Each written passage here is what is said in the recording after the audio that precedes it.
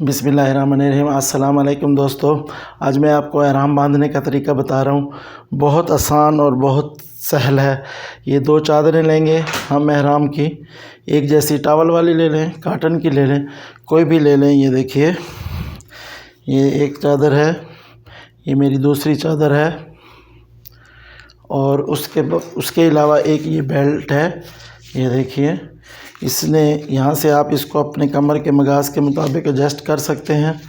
ये बाद में ये हुक आ जाएगा ऐसे, ये आम नॉर्मल है।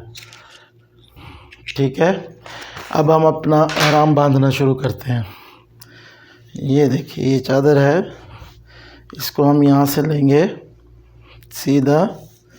ये देखिए, एक साइड आप बड़ी रखें, सीधे हाथ वाली साइड बड़ी रखिएगा। ये देखिए, ये सीधे हाथ वाली साइड है, ये बड़ी है। ये छोटे हाथ वाली साइड है, ये छोटी है। ये छोटी रख के आपने इसको यहाँ लाना है, ये यानी सीधी टांग के सेंटर में बिल्कुल ऐसे। यहाँ पे देखिए, ये ऐसे आएगा। ये आपने इसको ये ऐसे करना है। ठीक है जी, हो गया। दोबारा दिखाता हूँ आपको। ये देखिए, ये एक साइड बड़ी है और ये एक साइड छोटी है। ठीक है, छोटी साइड को हम लाएंगे यहाँ पे, ये आप इधर कमर के सेंटर पे रखेंगे। ये देखिए, और दूसरे वाली साइड को चाहें तो आप इसको इस तरह से पीछे भी लेके जा सकते हैं, लेकिन अगर आप इसको चाहें तो यहाँ पे मोड़ भी सकते हैं। ठीक है जी, और ऐसे इसको इस हाथ से पकड़ लें। ये बेल्ट है आपका, और बेल्ट को ऐसे पीछे से लाइए।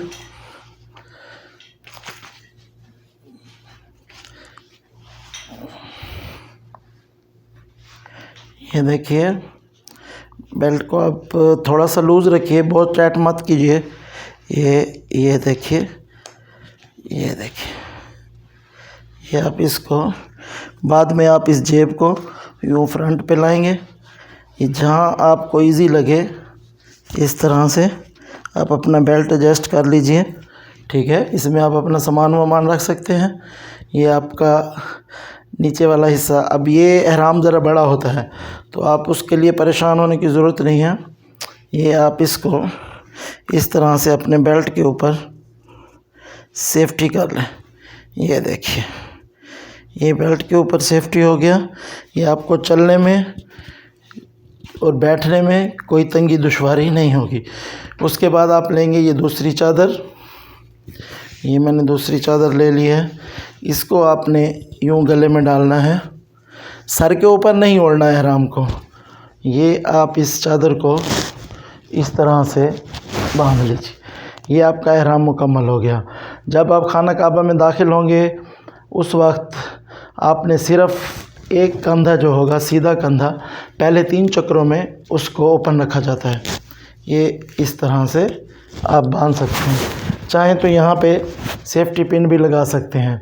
और एक अहम ज़रूरी बात जो बेहद ज़रूरी है, आपने एहराम के साथ कोई अंडरगारमेंट्स इस्तेमाल नहीं करना, सिर्फ़ एहराम रहेगा। अगर आप इसके साथ कोई अंडरगारमेंट इस्तेमाल करेंगे तो फिर आप पे दम पड़ जाएगा, क्योंकि एहराम के साथ कोई सिला हुआ कपड़ा नहीं पहन सकते।